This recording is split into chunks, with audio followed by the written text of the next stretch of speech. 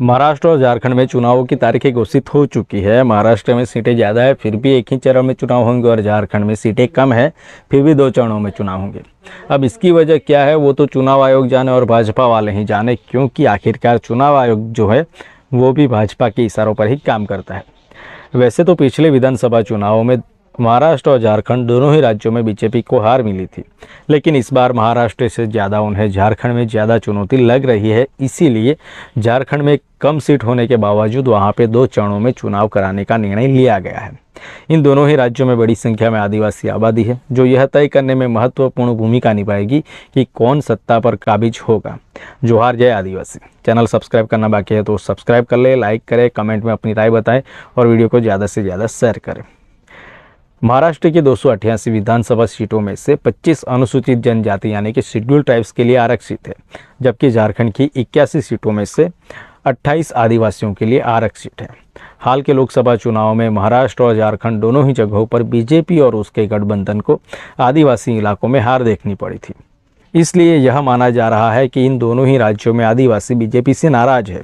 इसलिए विधानसभा चुनाव में भी बीजेपी को इन दोनों ही राज्यों की उन सीटों पर मुश्किलें हो सकती है जहां पर आदिवासी बहुसंख्यक है। महाराष्ट्र की बात करें तो 2011 की जनगणना के मुताबिक महाराष्ट्र की जनसंख्या में अनुसूचित जनजातियों की हिस्सेदारी 1.05 करोड़ है। राज्य के 36 जिलों में से 21 जिलों में कम से कम 1 लाख आदिवासी हैं।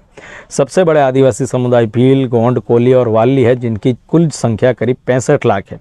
इसके अलावा 3 विशेष रूप से कमजोर आदिवासी समूह यानी कि पीजीटीजी के लगभग 5 लाख लोग हैं। कुल मिलाकर 38 विधानसभा सीटें ऐसी है जहां अनुसूचित जनजातियों की आबादी कम से कम 20% है। 2019 के लोकसभा चुनावों में एनडीए ने सभी 4 एसटी आरक्षित संसदीय सीटों को बरकरार रखने में कामयाबी हासिल की, जिसमें भाजपा ने 3 और शिवसेना ने 1 सीट जीती थी।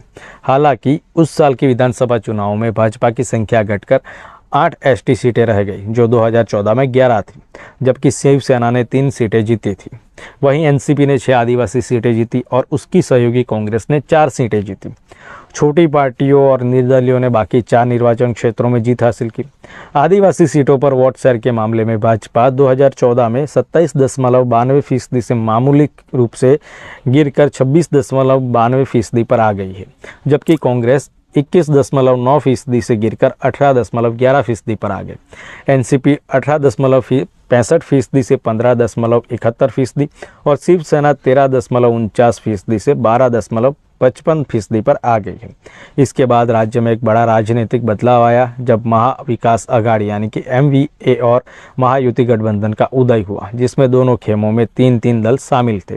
इस साल के लोकसभा चुनाव में भाजपा को आदिवासी सीटों पर बड़ा उलटफेर झेलना पड़ा।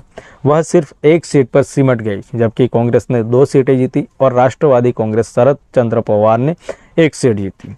विधानसभा खंड स्तर पर इन परिणामों को विभाजित करने से पता चलता है कि भाजपा ने 9 एसटी आरक्षित सीटों में बढ़त हासिल की, जबकि एमवीए दलों ने 16 यानी कि कांग्रेस ने 9, शिवसेना यूबीटी उद्धव बाला साहब ठाकरे ने 4 और एनसीपी यानी कि शरद चंद्र पवार ने 2 में बढ़त हासिल की। एक खंड में 1 निर्दलीय ने बढ़त हासिल की।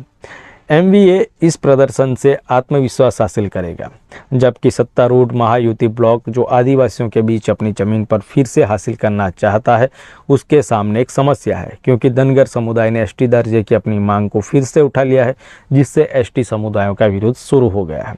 अब झारखंड की बात की जाए तो 2011 की जनगणना के मुताबिक झारखंड की कुल आबादी 26% आदिवासी, जिनकी संख्या राज्य के 24 जिलों में से 21 में कम से कम 1 लाख है, जो उनके चुनावी महत्व को दर्शाता है। सबसे अधिक आबादी वाले समुदाय संथाल है, जिनकी संख्या अकेले 27.55 लाख है। उसके बाद उरांव 17.17 लाख और मुंडा 12.29 लाख है। अन्य प्रमुख आदिवासी समुदाय हो, खरवार, लोहरा और भूमिज हैं। 43 विधानसभा सीटें ऐसी है जहां आदिवासी कम से कम 20% आबादी बनाते हैं और 22 सीटों पर वे आधी से ज़्यादा आबादी बनाते हैं। 2019 के लोकसभा चुनाव में भाजपा ने 5 साल पहले की तरह 3 आदिवासी सीटें जीती, जबकि झारखंड मुक्ति मोर्चा और कांग्रेस ने 1-1 सीट जीती। इसके महीनों बाद हुए विधानसभा चुनाव में झारखंड मुक्ति मोर्चा, कांग्रेस और राष्ट्रीय जनता दल गठबंधन सत्ता में आया, जब झारखंड मुक्ति मोर्चा ने एसटी आरक्षित सीटों पर अपना दबदबा बनाया और 28 में से 19 सीटें जीती। इसके बाद कांग्रेस ने 6 सीटें जीती। वहीं भाजपा की संख्या 11 से घटकर 2 रह गई और झारखंड विकास मोर्चा ने 1 सीट जीती। अपने दम पर चुनाव लड़ने वाली भाजपा 24 एसटी सीटों पर दूसरे स्थान पर रही।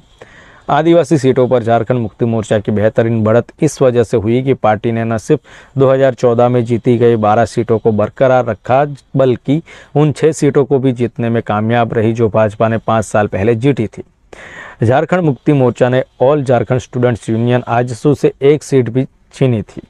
2014 की तरह जब वोट शेयर में भाजपा से थोड़ा आगे थी। झारखंड मुक्ति मोर्चा ने 34.16% वोट जीते, जबकि भाजपा ने के पास 33.5% वोट थे।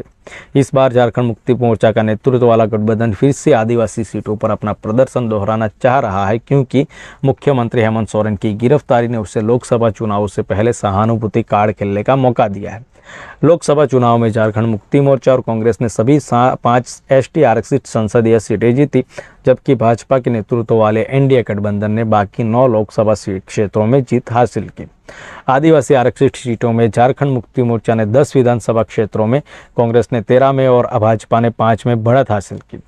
मतदाताओं का ध्रुवीकरण करने के लिए राजनीतिक बयानबाजी करते हुए भाजपा ने आदिवासी क्षेत्रों में कथित बाहरी लोगों की घुसपैठ का मुद्दा उठाया है। केंद्रीय कृषि मंत्री शिवराज सिंह चौहान ने वादा किया है कि अगर भाजपा सत्ता में आती है तो वह राष्ट्रीय नागरिक रजिस्टर यानी कि एनआरसी को लागू करेगी।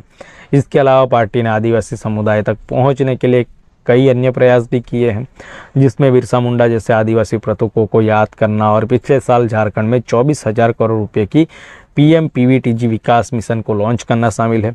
महाराष्ट्र में सभी 288 सीटों पर एक ही चरण में 20 नवंबर को वोट डाले जाएंगे। वहीं झारखंड की सभी 81 सीटों के लिए 2 चरणों में मतदान होंगे।